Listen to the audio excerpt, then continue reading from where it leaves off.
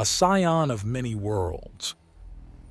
It had taken a little bit and was probably the local equivalent of a commercial break to clean up the arena after Magrica's match. He'd been allowed to grab the spine and claws and toss them in a sack for later preserving and mounting. It had been a time to have a small party with the troops, trade some jokes and have a snack and then a piss. Typical sports things. If he could keep the casualties down to just the monsters, then he would count this as a complete win. He wasn't, however, willing to sacrifice the life or well-being of his people for that, though. If this nation loved its blood sports so much, then they should have no problem being the ones to bleed for it. Still, champion-on-champion combat is the next round, and he has to have his chosen champion, himself, face off against whoever the arena sends out against him. He is and isn't worried. He is worried in that this is a nation with a proven love of advanced weaponry, and Ynys's plot to have him killed has so far failed, so she may try to set him up against something harsh. Thankfully, he brought his own snack, so being poisoned was unlikely, which meant that whoever he was facing might very well have some laser weaponry. He hoped not, but worst-case scenario would be one of the 6 armed Nagasha with a laser in each hand and a lifetime of practice shooting. That would be both easy and hard to deal with. Easy in that if he could teleport right behind her, as in standing on her tail behind her, then he'd be able to kill her in a single stroke and be out of danger. The hard is that if she's a decent quick draw, then he'll have maybe a 50-50% chance of walking out without holes burned through him. Won't that be fun? So, you're the big bad Urthani that made such a splash on the crumbled continent, a voice says, and he turns to regard a Lyrak woman in a severe outfit that's at odds with her buck teeth and bushy tail. He can't help but notice that she made a point to ambush him on the way back from a piss. The crumbled continent? Jasper asks, taking a moment to shake himself to awareness to cover up the fact he activated his communicator and set it to record. The kingdoms on it have a bad tendency to fall apart, devolve into civil war, or just refuse to form properly. What else are we supposed to call such a place? Perhaps you could call them something less provocative for the sake of diplomatic efforts, Jasper queries, and she scoffs. Oh, what are they going to do? Have a civil war at us? She mocks him and he rolls his eyes. I suppose this is about what I can expect from the breakaway empire, he remarks, and she gives him an offended look. You literally built your kingdom on spite for a goddess. What else would I expect but scorn and derision for others? You think you're so smart? She asks. I think I can get by. He notes neutrally. I know what you did, she threatens. You're going to need to narrow that one down. I've done a lot. He outright laughs at that threat, but he knows where she's going. She's got the slight thing under her fur, the serpent eating its own tail. This time 2 of them on the tail with something in between. She just has to reach back and grab whatever it is. She's armed, possibly with a laser, and dangerous. Operative scythe, she threatens, and he just chuckles as he lifts his shirt. She shot first. It was self-defense, he replies, showing off the black patch in his fur. He lifts it a little more and turns to show her it went clear through. It was damn near a kill shot. Dropped me clean out of the sky. Unprovoked too, and I have a fascinating bit of paper that indicates she kicked off the riots in Bright Dawn. Fascinating stuff, really. The Lyrak says nothing, but her glare is impressive. So I have a question, he states, and there's still no answer.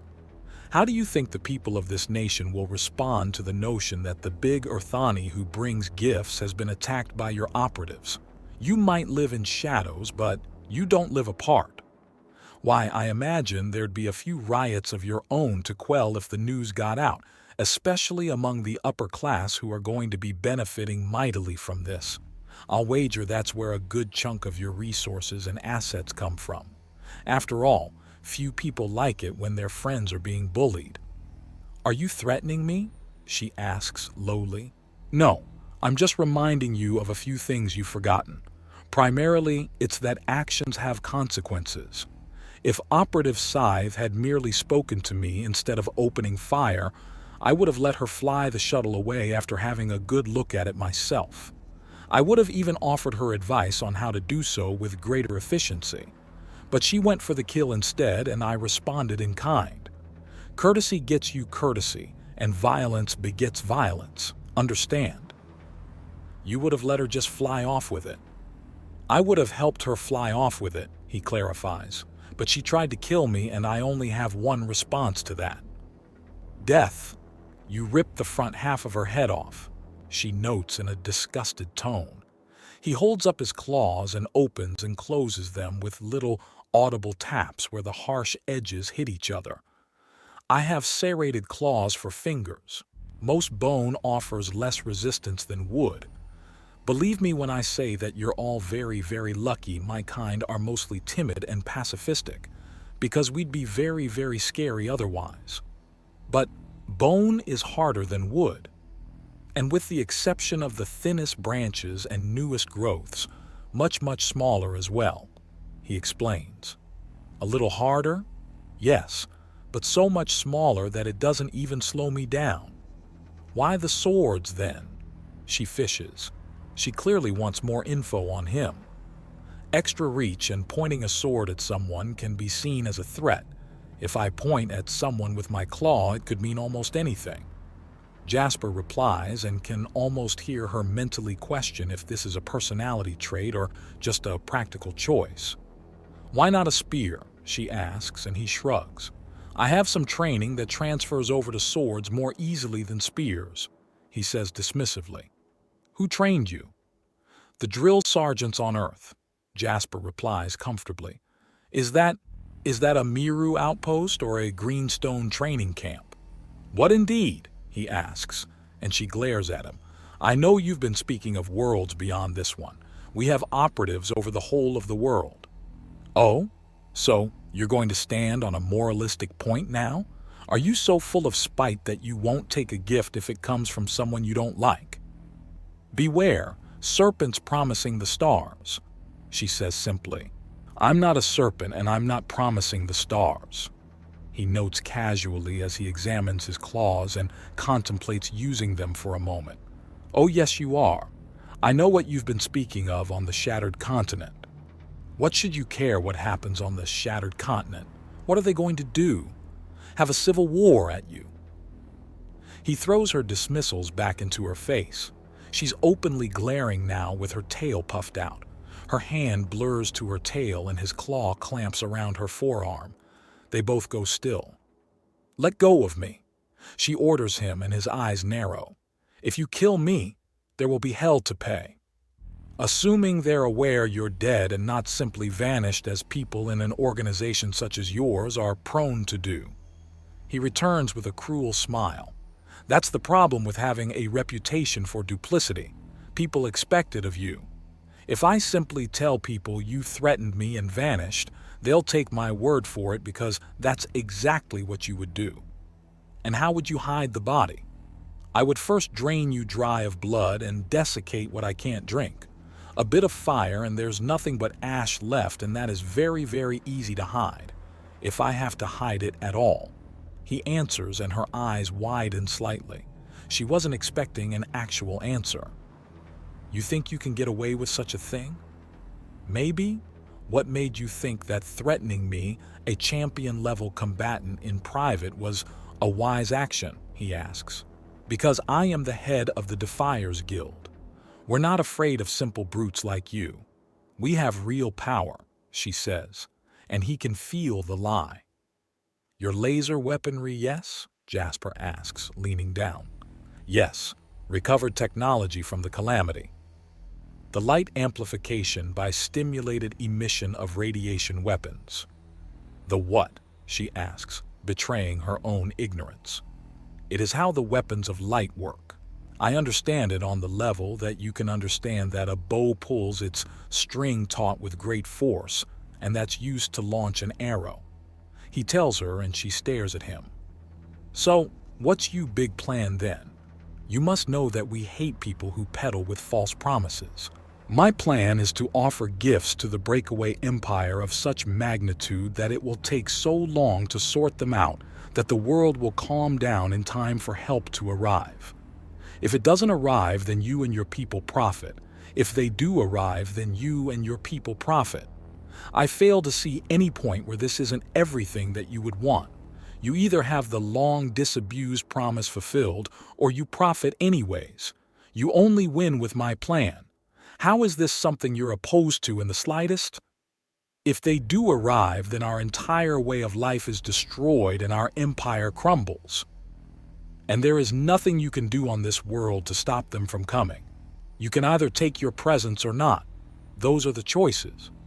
And if we fight, then you will be the single most stupid organization I've dealt with on this planet.